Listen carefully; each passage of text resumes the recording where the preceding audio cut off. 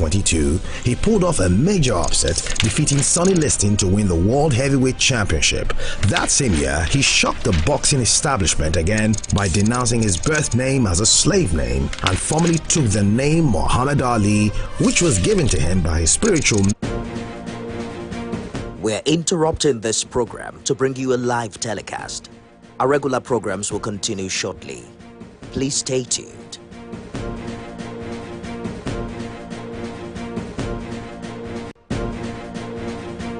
We're interrupting. Of course, I will always remind you that it is part of the core tenets of. Break away from regular programming now as we cross over to the nation's capital to bring you the live coverage of the minister's briefing on the current power crisis and tariff hike as instructed by the president. It is to ensure that Nigerians get this information that they require. After all, the government is here in trust on behalf of Nigerians. And in doing that, we always say that trust in public communication must be upheld. So it is the desire of this administration, it is the desire of this ministry to ensure that, as been directed by Mr. President, always ensure that information flowing from government to Nigerians is always made available to them honestly, freely, and without any form of embellishment. Now, like I said earlier, we are returning trust to public communication, and what does that mean? Whatever we say here are things that we can fact-check, things that we can verify, so that at the end of the day, mutual trust that should exist between Nigerians and the leadership at all levels will be maintained. Today, we are having the Honorable Minister of Power, Mr. Akinlabu, here to talk to us about the impact and to explain to us what has happened in the last couple of days, especially in the electricity or energy subsector.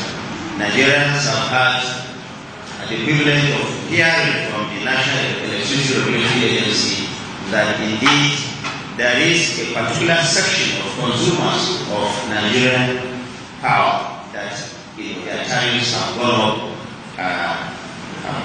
marginally or significantly. Now, this is just about 15% of those who are actually directly consuming this power. So, what are those? Who are those people? What are those things that have actually been charged?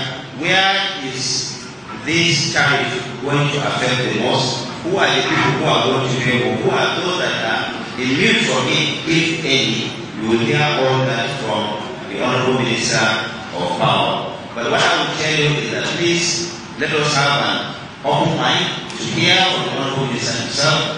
What is it that he has to say about this? If there are clarifications, of course, he has come with the Executive Vice Chairman, like I said earlier, from the Nigerian Electricity Regulation Commission to answer some technical questions if there are. We will make this interaction, this meeting as interactive as possible, because Nigerians need to know about what is happening there and why it is happening and to what extent it is happening going to affect their lives. We hear all that there are. If there are clarifications, I'm sure that the Honorable Minister of Power and members of the delegation will answer those questions. But suffice to know that it's our duty to inform Nigerians and bring this to their information. Nigerians need to know at all times what their government is doing, and it's because of that this ministerial briefing was instituted in the first place. So without wasting much time, I would want to invite the Honorable Minister of Power to give us a presentation, after which there will be an opportunity by members of Nigerian media to ask questions on behalf of Nigerians and seek clarifications where necessary so that Nigerians will be better informed.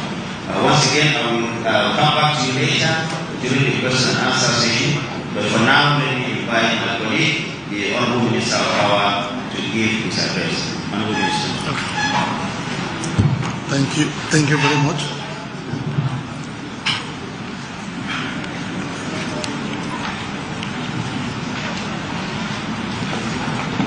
My colleague and big brother, the Honorable Minister of Information,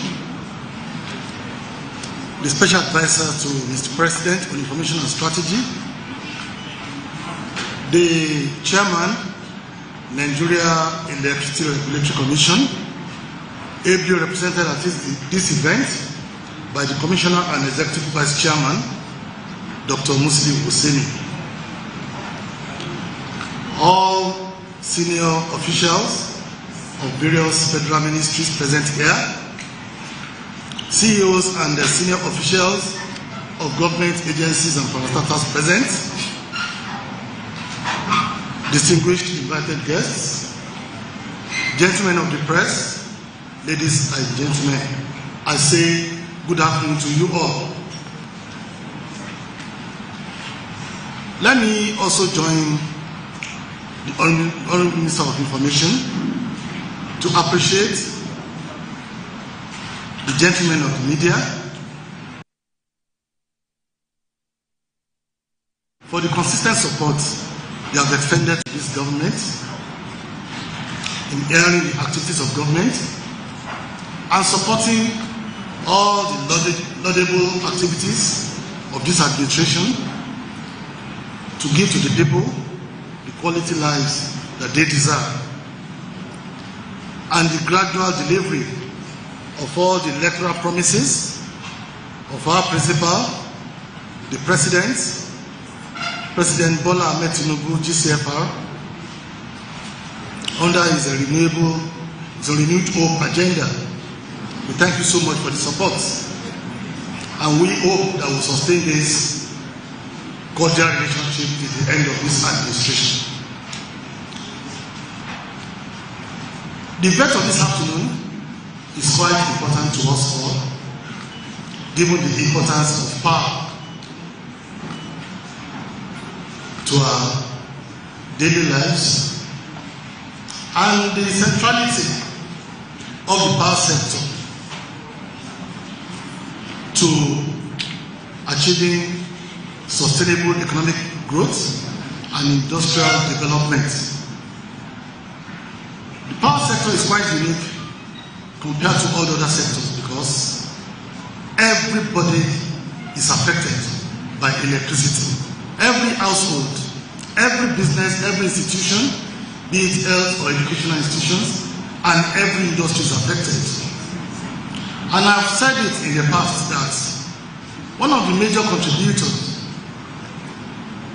to consistent depreciation in value of our currency has been our heavy dependence on imports, which is why this administration has taken it as one of its cardinal activity to achieve import substitution and export promotion. And when you talk about import substitution and export promotion, local production comes into play. There's no way you talk about local production without the energy. So energy is important and central to the activities of government. This is going to be an interactive session, but before then, we will take just 15 to 20 minutes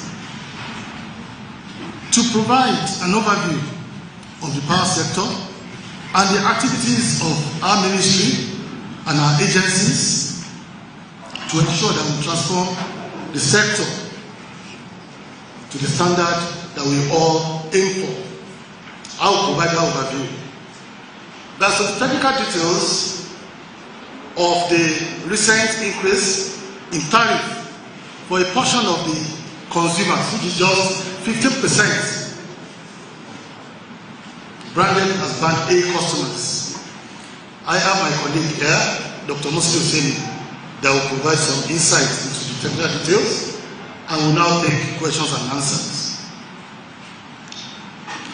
Firstly, let me appeal to the general public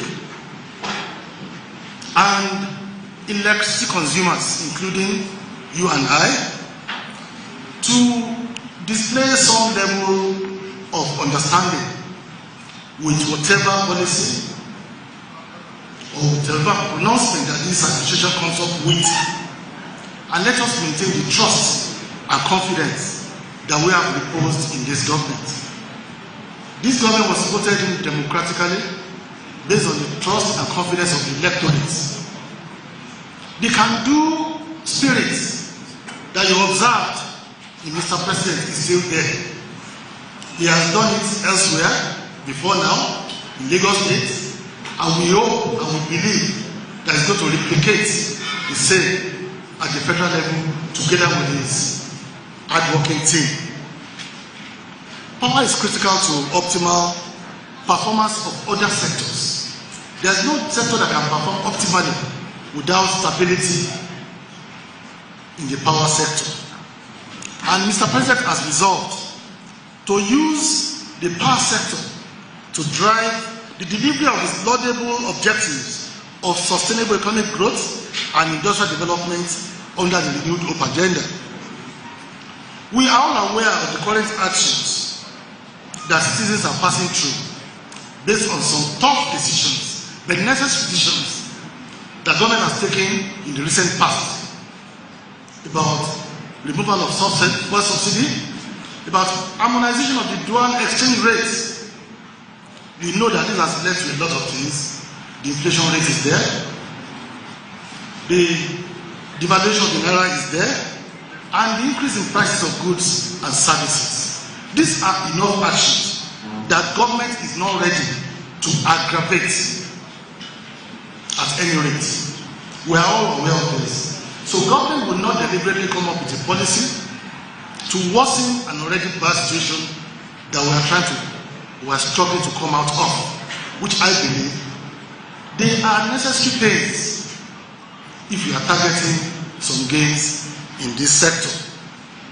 And Mr. President is also committed to transforming the power sector.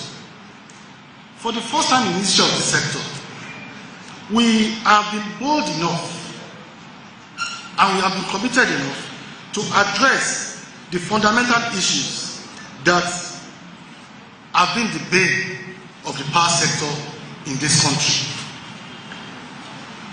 We all believe that when a system or a structure is passing through repair, is passing through transformation, is passing through revamping, it does not necessarily mean a complete disappearance of the existing pain.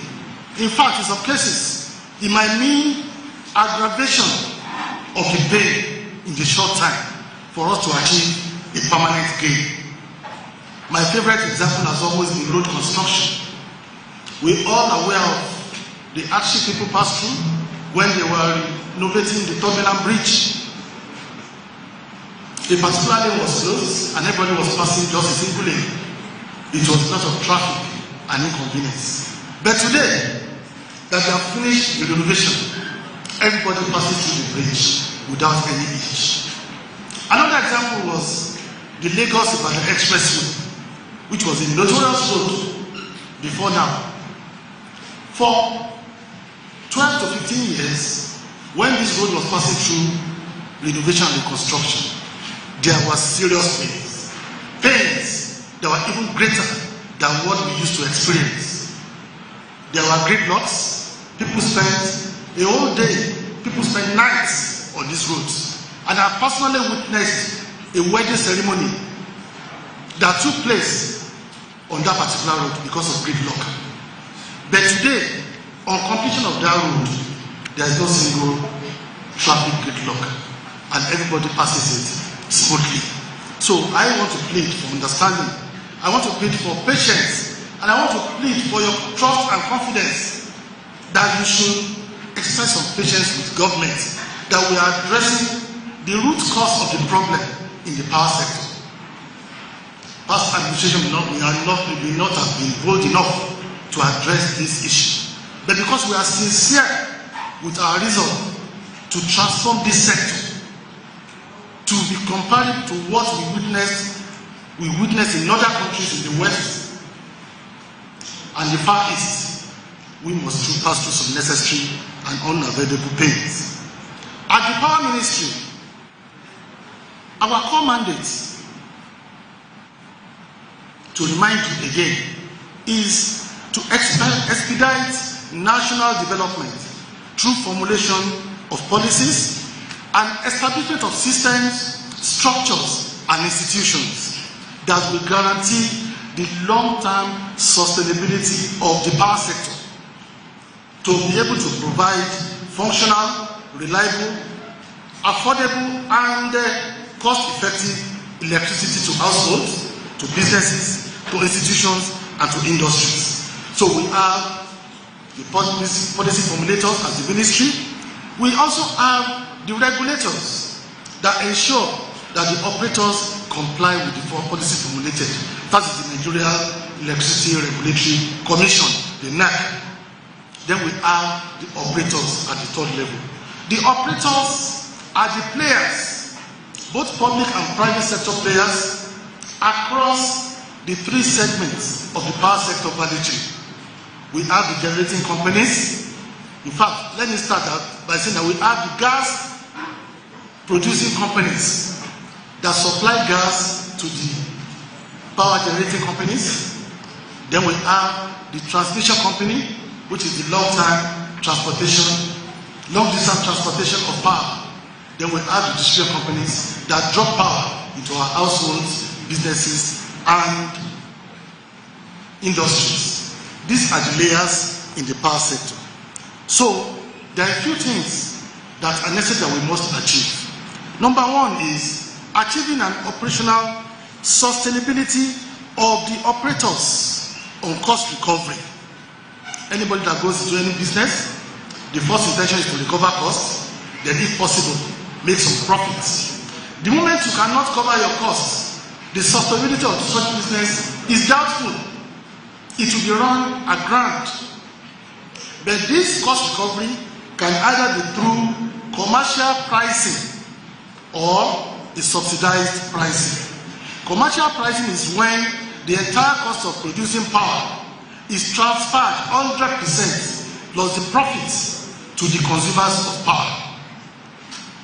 Subsidized pricing regime is when the consumers are not allowed to pay the full cost of production plus markup, and government has pledged to pay a portion of this on their behalf. That is the regime that we have in Nigeria.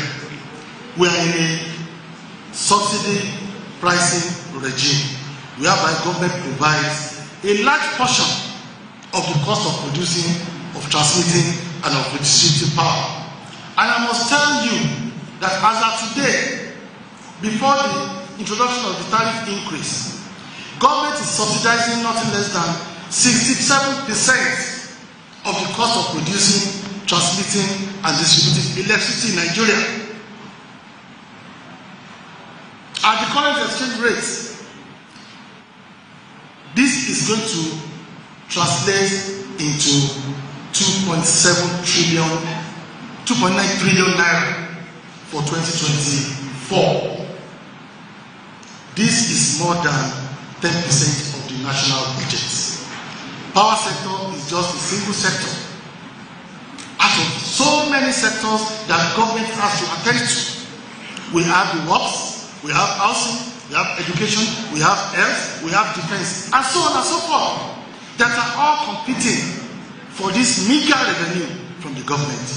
So it will be very, very insensitive on our part to force or compel governments to continue to subsidize at that rate of almost 3 trillion for the power sector alone.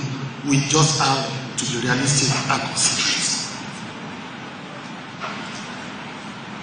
We also must ensure that the regulators are independent and there is consequence management for non-compliance by the operators in terms of punishment meted out to a non-compliant power sector player, be it a distribution company, the transmission company, or any of the generating companies.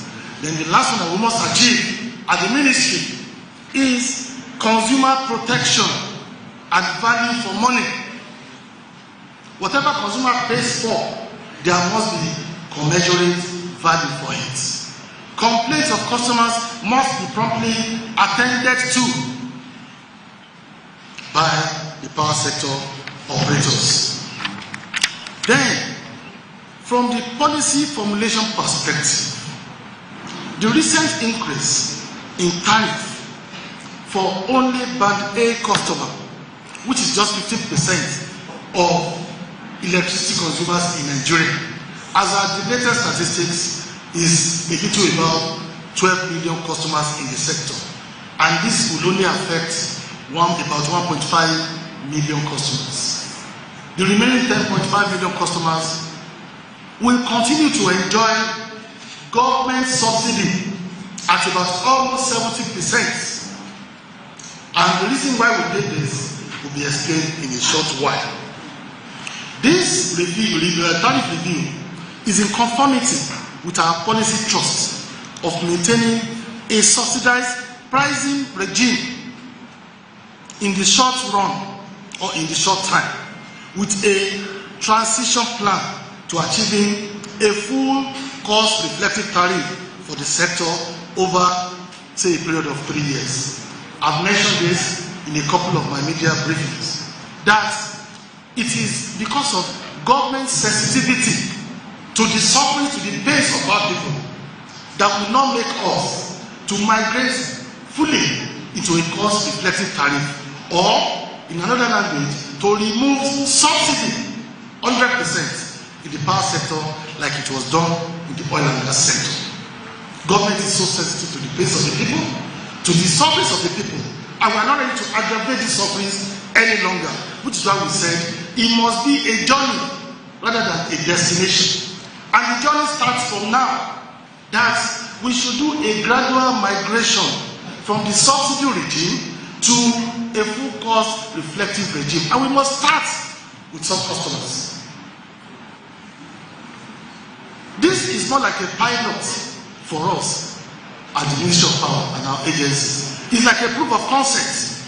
It's a POC that those that will have the infrastructure sufficient enough, adequate enough, and qualitative enough to deliver stable power that will enjoy between 20 and 24 hours of light to be the ones that we should target.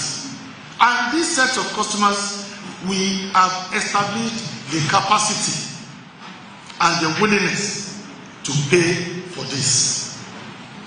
And it only affects 15% of customers with established capacity and willingness to pay at a service level agreement. The service level agreement is 20 hours at the minimum. And on the overall, I believe realistically that if we're able to comply with this service level agreement of 20 hours minimum, it is still far cheaper than the alternative source of diesel and petrol generators. I believe you will agree with me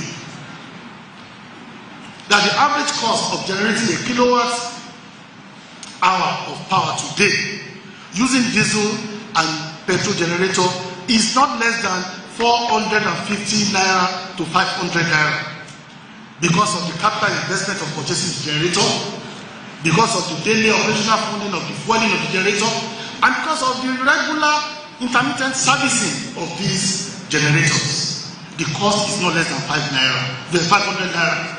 So if we are putting the tariff at 225 naira thereabouts, I believe it is more than 50% cheaper than running alternative power. And like I mentioned earlier, that for the first time in many years, government is taking a bold step to address the fundamental issues confronting the power sector.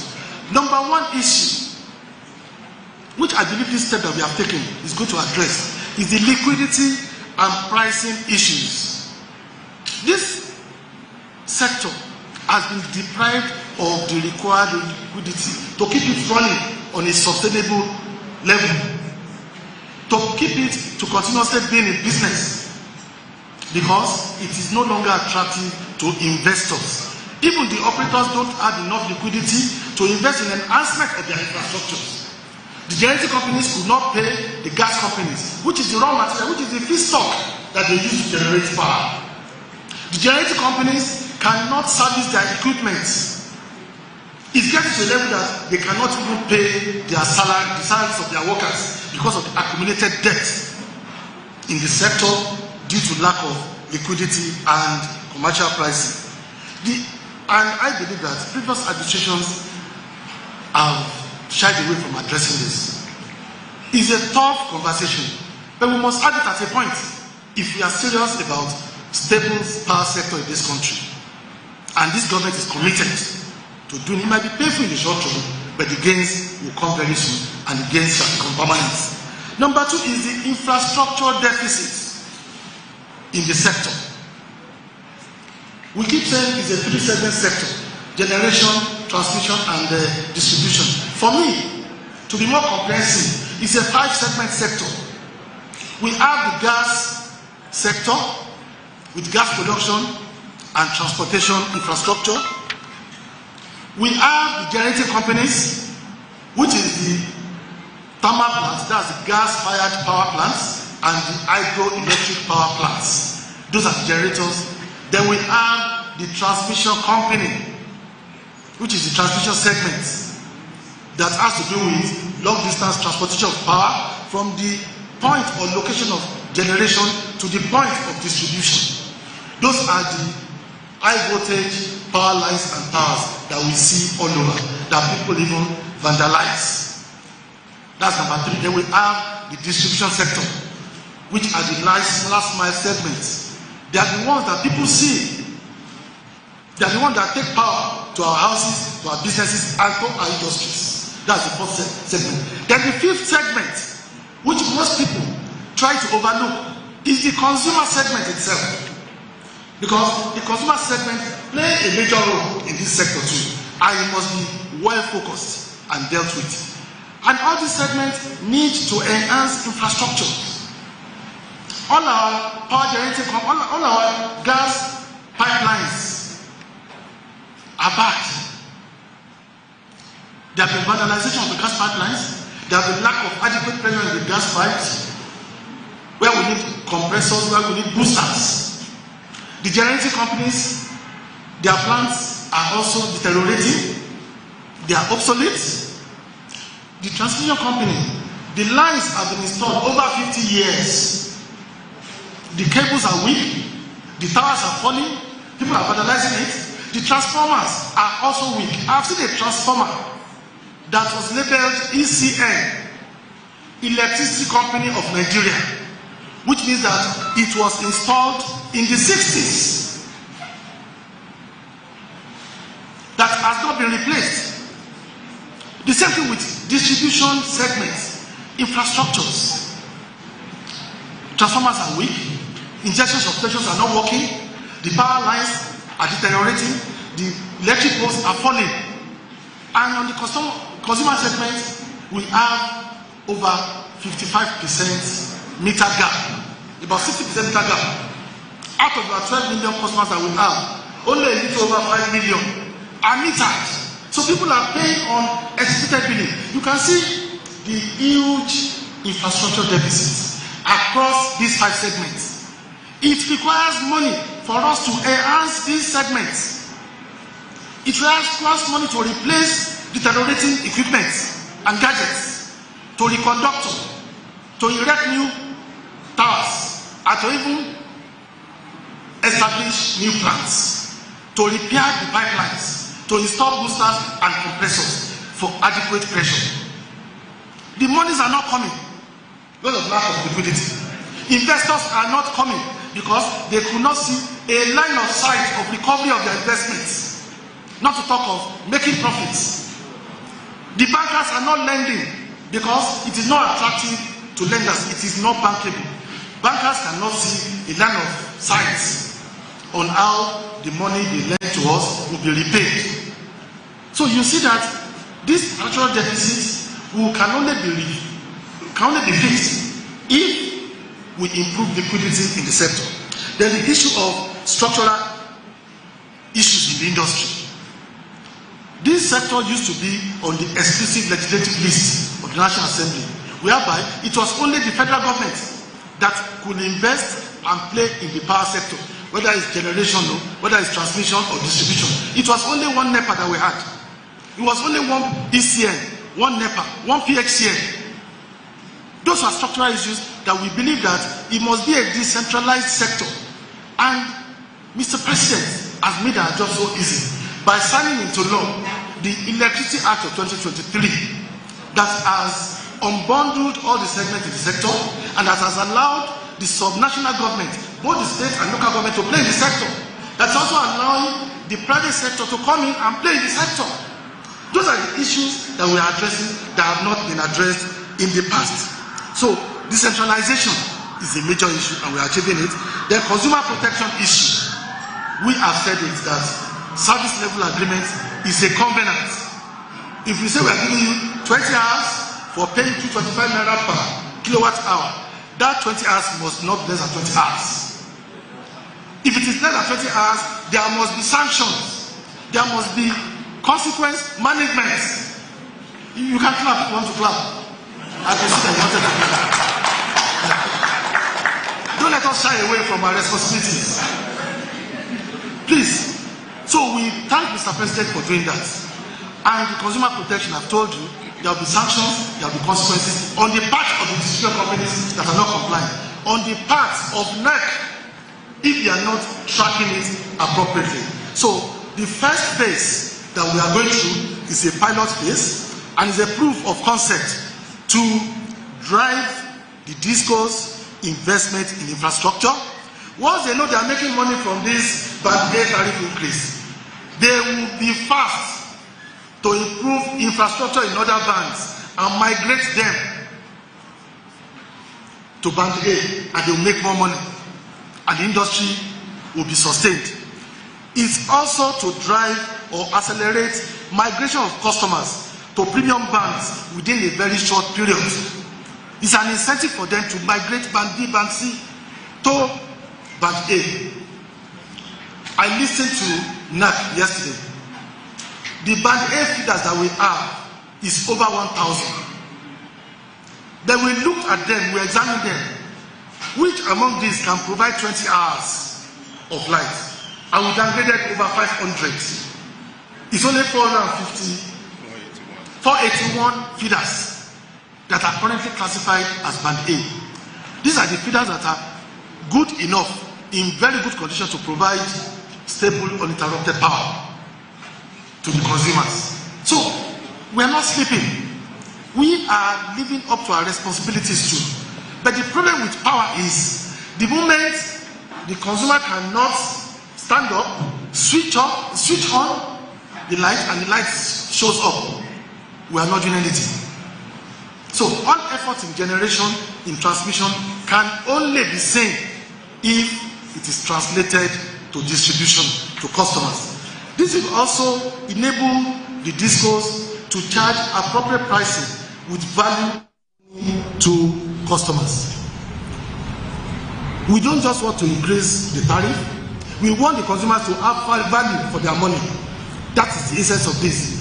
And it is better that we start this journey now, so we can conclude it on time, because the journey of 1,000 miles starts with a single step in the right direction. This one is in the right direction, and we want to display the understanding that we deserve.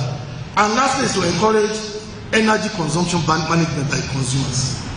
One bitter truth that we also need to tell ourselves as Nigerians. We are all Nigerians. A few people are only privileged to sit on the high table here. We are on the same level.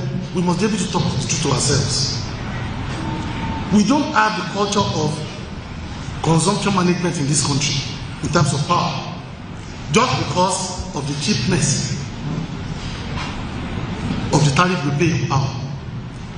A lot of people come back from work, they want to have dinner, or they want to play with their colleagues down the road. They switch on the AC for the room to be cooling before they come back.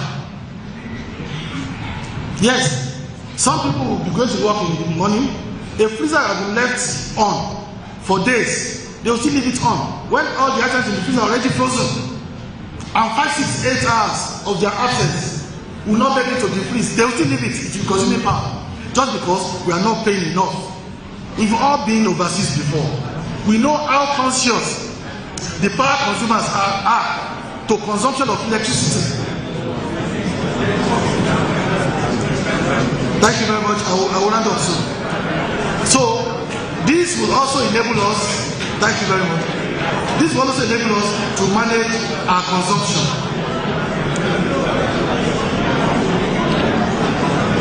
Hello?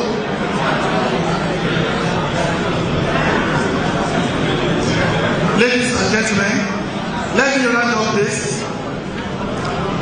I want to say this before I round up, that there is also service tracking and consequence management and penalties on consumption. We are carrying out a number of initiatives to ensure that we improve activities and performance of the sector. We have the presidential power initiatives, which we are actually carrying out to ensure that infrastructure are enhanced and improved across the sector, both transmission and distribution sector.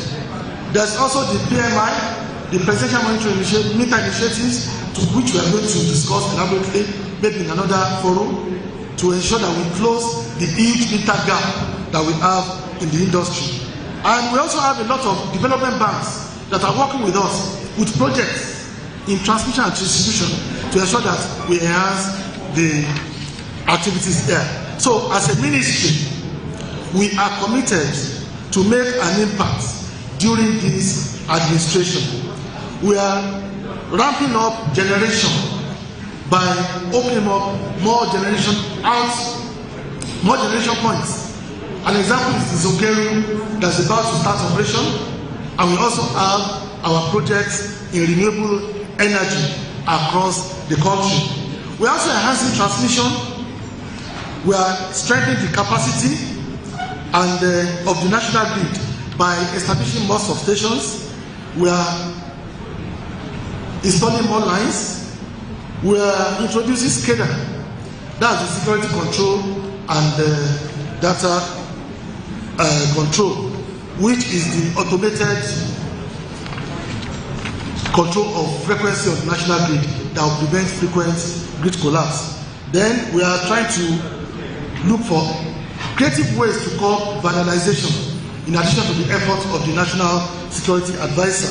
Then we are talking about providing the super grid, which is the backup or failover grid. For distribution infrastructure deficiencies, we are installing new lines, we are reconducting the old lines, we are also introducing new injection substations and revamping the existing ones, while we are looking at existing weak distribution transformer.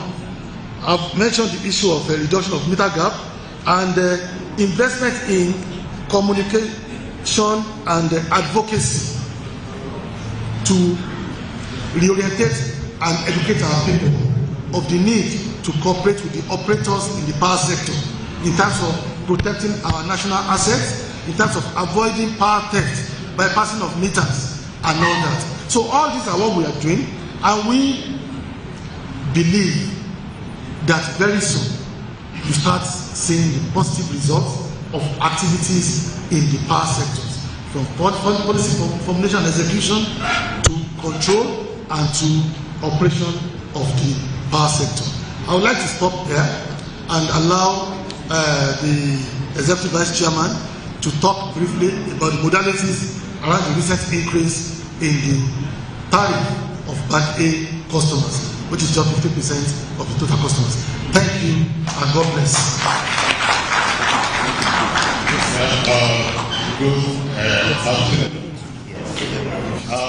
Thank you, Honorable Ministers. Please permit me to stand with the assistant protocol.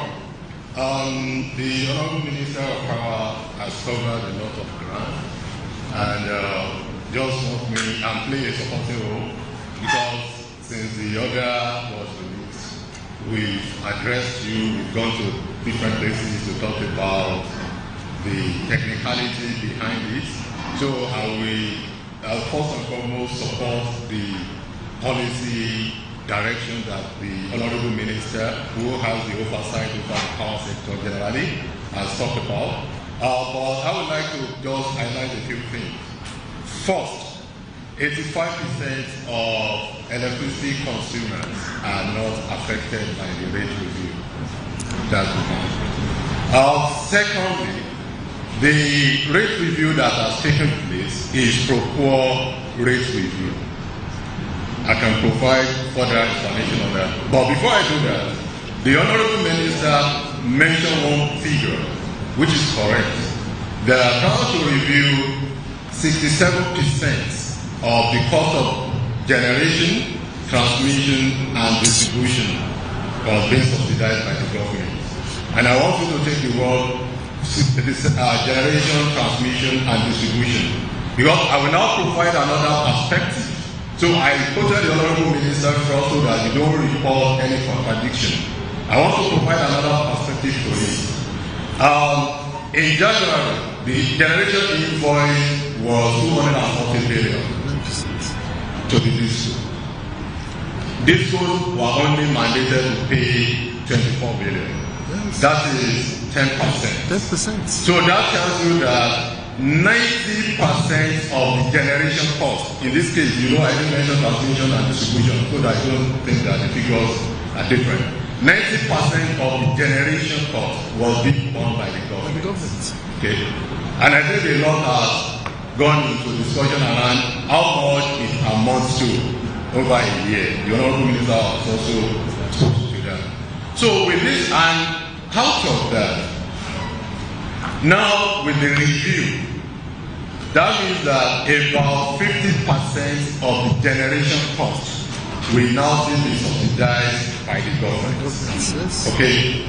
So what that tells you, 90 minus 50 tells you that there is a reduction of about 40% by reducing the rates to the elites practically.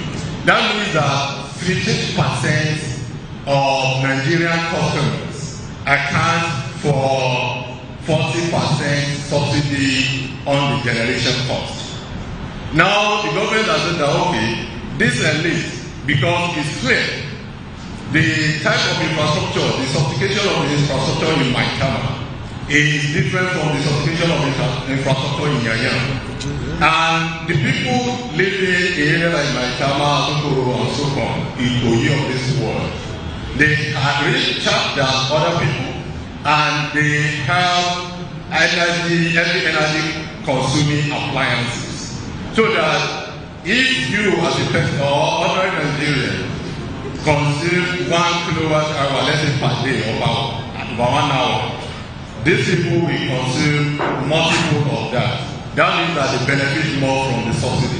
Yes. So now what we have done is to now say, okay, let the people that need this subsidy actually be the one to benefit.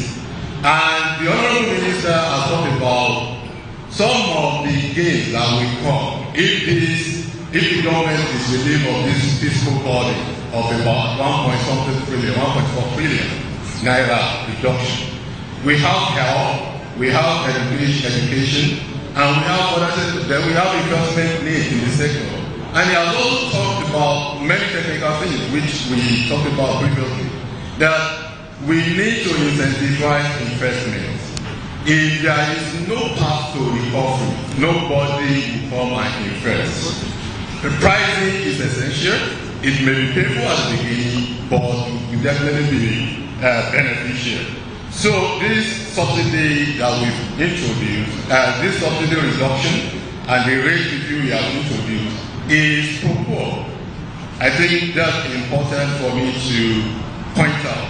And the Honorable Minister has said something about compliance, because I know that's the question that has come up repeatedly. We are committed.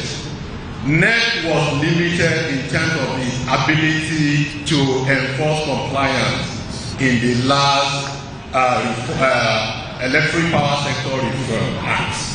The previous act was a reform act. It was good to midwife the reform processes. There are two, if you read the act very well, that particular act, there are two places where enforcement by the regulator was mentioned. Enforcement by the regulator was mentioned. One is enforcement related to terms and conditions of license of any licensee. That is, if you violate your terms and conditions of your license. the regulator can only sanction you by the way of 10,000 naira per day. If you violate the order or the regulation of the commission, the regulator can only fine you 10,000 naira. In 20 of course, we did some enforcement. Then 50,000 million naira fine to Ibadan Disco, 14 to I think we need discos and so on and so forth. But in 2018, we suspended the board of Ibadan Disco. Suspended, not sacked. They took us to court, and because then we didn't have power. But with the new Electricity Act, the power has been greatly improved. In January, we removed the board of Kaduna Disco. They couldn't go to court. Today, because yesterday, and I think most likely is the question that will come at this, because it's related to the issues that have been trending online. We've tried to address that, explain that, and so on and so forth. But let me quickly address it. Today, we issue an order to Abuja District to pay 200 million naira fine for violation of the order that we are discussing today. The fine, of course, when it is paid, is going to the Rural Electrification Fund in line with the provision of the Act. It doesn't belong to the Commission, and there is a wisdom in that, so that we don't turn ourselves to revenue generating agents because we don't want to improve our own personal liquidity. And what led to that, I will explain now. You are not aware, I think it's been reported in the media, that some customers have complained that they are not enjoying 20 hours of supply. And they've gone to vent, and they are charged the new rates. There are two scenarios. There is Abuja scenario, and there are other district scenarios, because we began, we found your feedback. We really appreciate you. We began a investigation immediately. Abuja scenario that led to this was an unpardonable excuse or error. What happened was, immediately the order was released, rationally they did something they needed to do. But what they now did was, they applied the rates to all the customers, regardless of their bands. So what now happened is, because rationally customers will go and spend to beat the implementation of the rate, immediately they get it. Some customers were lucky. I've heard a news about the customer that was able to buy 7,000 units of energy, 10,000 kilowatt hour at the old rate, and is enjoying 20 hours of supply. But there are customers that are not supposed to be affected because they messed up the process. Those customers went and they were getting the new rate. So what the Commission has done is, first, they are saying it's error, it's error. The question is, if it was error, if it was an error, why didn't you make an error that we reduce the tariff for all the customers? It's an unpardonable error. So they've been fined 200 million naira first. The second action is that in the same order, we've asked them to refund all the customers that are affected. They will be sending the right tokens to the customer in addition to the token the customer already got. So the differential they will be sending to the customer. They've been given till next week because they are still currently working on cleaning up the mess. So I think I need to point out that. The second scenario, which has happened in some other districts, is this. Rationally, the Commission announced the review of tariff for 15% of customers. There are places that customers themselves, if they want to be truthful, they say that they are enjoying 20 hours. There are places that are not enjoying 20 hours and they are not affected by the rates. So for customers, we definitely rush rationally to go and send and build the implementation just before this starts. So that happened. Some were lucky, some were not lucky in some other districts. So what happens in some other districts is that because the non-band A customers, they are not affected, not much problem in that case, unlike Abuja. Because what the discos do was immediately the announcement was also made, they have three options. And I believe if we are rational, we also reason with them. One of the options they have is, the regulator has announced the price review. I'm sure customers will want to rush and build the implementation. Let me protect my revenue, mitigate the revenue loss. 3 options are open. Shut down the platform until you effect the rate change. That will cause a serious chaos. Second option to them is limit the amount of energy a customer can vent so that you mitigate the effect. That also has its own implication. The third one will be that only by A are affected. Only by A customers are affected. Change the rule, and they had an existing by A customer, like the case of Abuja, or I can take the case of Ikeja. They have about 200 or thereabout by A feeders in the original one.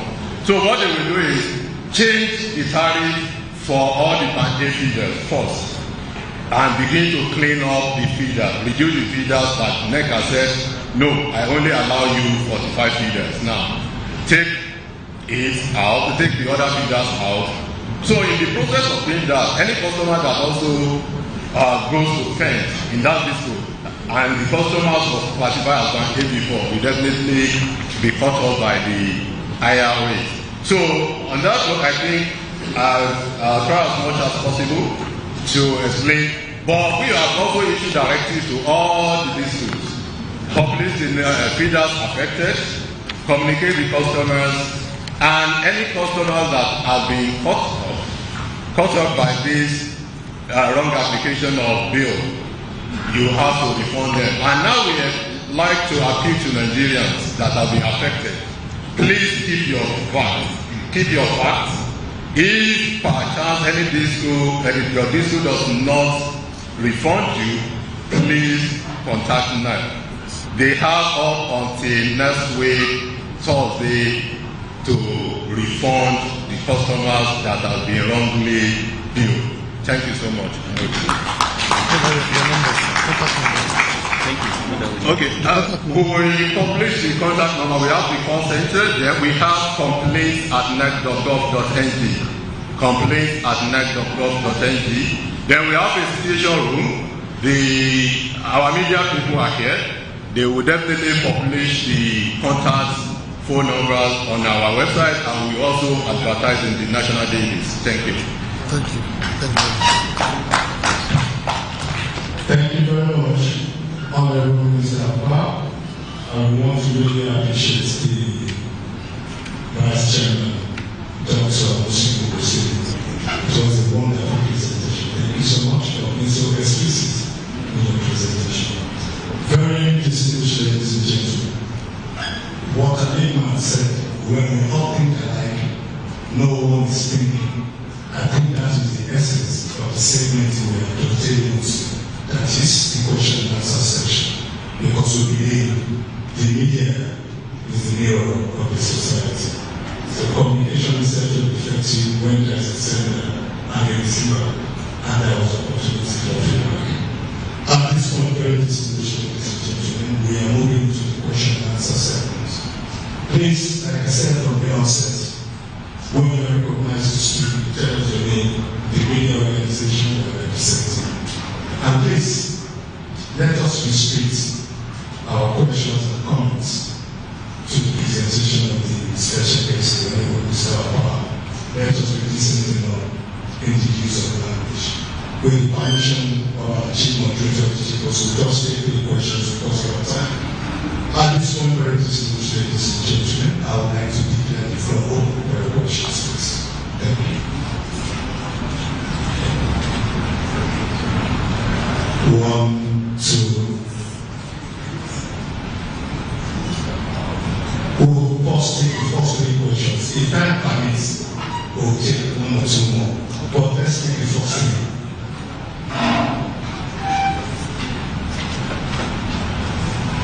Honorable Minister, thank you very much for this timely briefing, because the Nigerians are really worried.